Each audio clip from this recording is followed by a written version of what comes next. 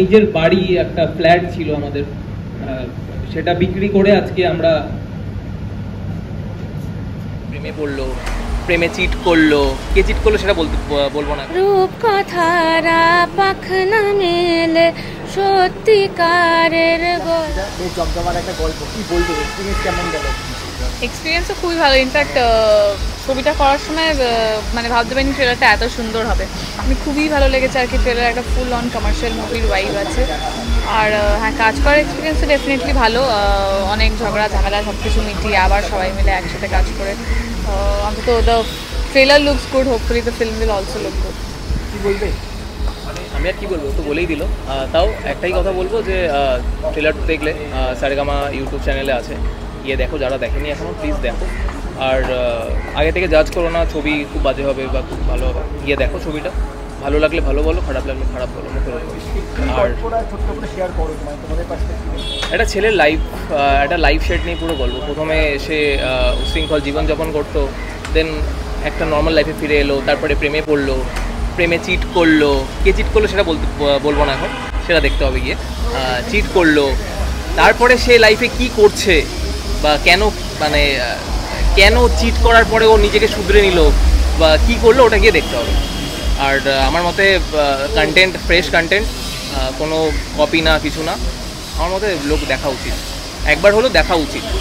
যদি ভালো লাগে প্লিজ 5টা বন্ধুকে গিয়ে বলো যে হ্যাঁ ছবিটা দেখে আসো, গিয়ে ভালো হয়েছে। ছবিতে রনিদা, বিশ্বজিৎদা, লাবণী দিয়ে এই সঙ্গে কাজ করার অভিজ্ঞতা কেমন গেল? এবার দেখো, তিনজনের যাদের নাম নিলে সবার সাথেই আমার আগের কাজের এক্সপিরিয়েন্স আছে। যেমনি রজতাভ স্যারের সাথে আমি এর আগে ডালবাটি চুরমা করলাম, আর একটা হইচই সিরিজ করলাম। লাবণী ম্যামের সাথে এর আগে আমি আড্ডা টাইমসের একটা সিরিজ করলাম। দাদুর সাথে তো বলাই যাবে না, মেগা সিরিয়ালে তো প্রত্যেকটা সিরিয়ালেই দাদু আছেন, তো সবার সাথেই এর আগেও কাজ করেছি। কিন্তু হ্যাঁ, এই ছবিতে আর কি আমাদের স্ক্রিন একসাথে শেয়ার করা হয়নি, তো সেই জন্য আর কি এই ছবিতে কীরকম তাদের সাথে এক্সপিরিয়েন্স হয়েছে কাজ করে সেটা বলতে পারবো না। কারণ তাদের সাথে এই ছবিতে আমার অন্তত স্ক্রিন শেয়ার করা হয়নি। যার হয়েছে তাকে জিজ্ঞেস করা ডেফিনেটলি ওর কাছে, তো it's a huge thing. Rajatava স্যারের লাবণী ম্যামের সাথে কাজ করতে গিয়ে আমার প্রচণ্ড ফেটেছিল, সত্যি কথা বলতে একদম ফেটেছিল। বাট যখন ফার্স্ট শট দিতে গিয়ে দেখলাম যে না, প্রচণ্ড কোঅপারেট করে। মানে ভুল হলে ভুলটাকে বলে দেয় যে না তোমার ভুল হচ্ছে, এটা এরমভাবে করো। কোনোদিন ধমকায় না বা বকে না, এত সাপোর্ট করে। মানে আমি সত্যি বলছি, রজতাভ স্যারকে আমি প্রচণ্ড ভালোবাসি। মানে নিজের মতো করে দেখি স্যারকে। এত দূর আসে স্যার, আমার সাথে প্রচণ্ড কোঅপারেট করে। নিয়ে এলাম আজকে স্যারকে, তো আমি প্রচণ্ড স্যারের ওপর, ম্যামের ওপর প্রচণ্ড থ্যাঙ্কফুল যে আমার এই কাজটা করার জন্য। আর কিছু না, ম্যাম স্যার খুব নর্মাল মানুষের মতনই, খুব ভালো, ভদ্র, সভ্য, ব্যবহার বোঝাই যায় না তারা সেলিব্রিটি, একদম নর্মাল।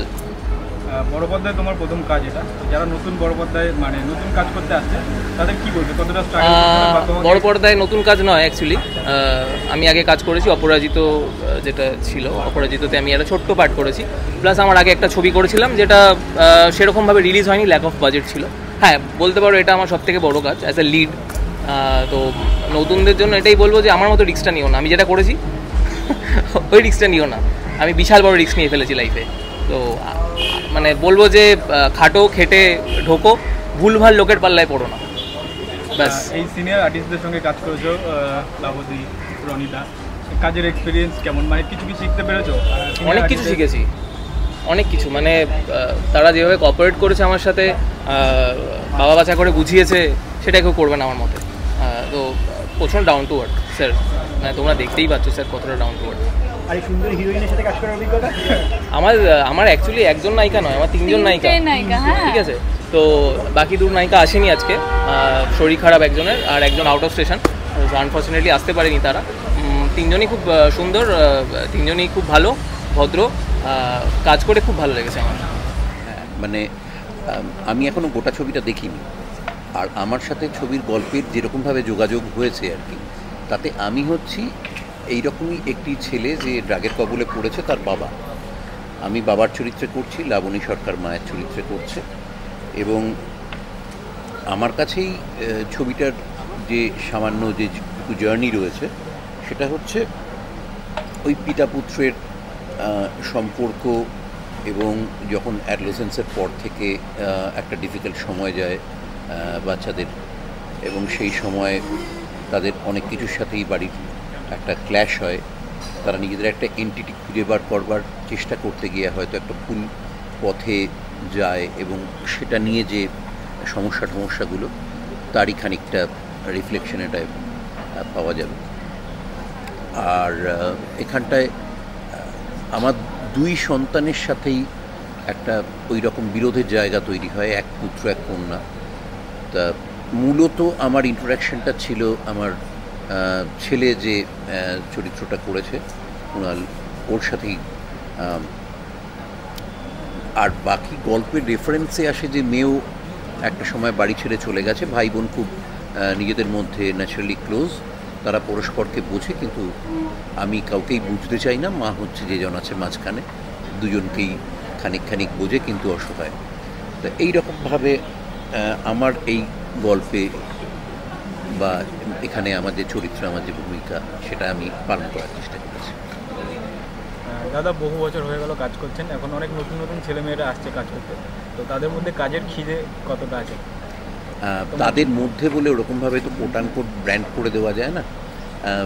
প্রত্যেক সময় যারা আসে এই প্রফেশনটাকে তো তারা ভালোবেসেই আসে, কেউ মাথায় বন্দুক ধরেনি, কাজেই তারা ভালোবেসেই আসে। তাদের মধ্যে সবসময় খিদেটা দেখা যায়।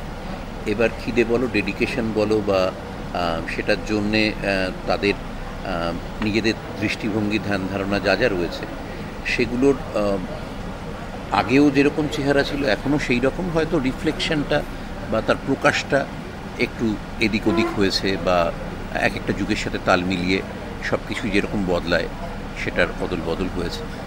বিভিন্ন জনের সাথে কাজ করতে গিয়ে বিভিন্ন রকম হয়, তবে আমি ইউজুয়ালি নতুনদের সাথে কাজ করি। আমি নিজে এক সময় নতুন ছিলাম, যারা আজকে কাজ করছে তাদের মধ্যেও কেউ লম্বা রেসের ঘোড়া হবে, কেউ থেকে যাবে, কেউ দারুণ কিছু কাজ করবে, আবার কেউ হয়তো হারিয়ে যাবে। তা আমার সেই জন্য সবার সাথেই কাজ করতে ভাল লাগে।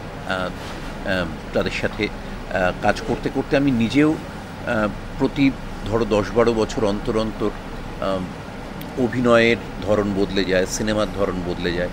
তা আমিও তাদের সাথে কাজ করতে গিয়ে নতুন করে সেই অদল বদলটার সাথে নিজেকে আপডেট রাখার চেষ্টা করি।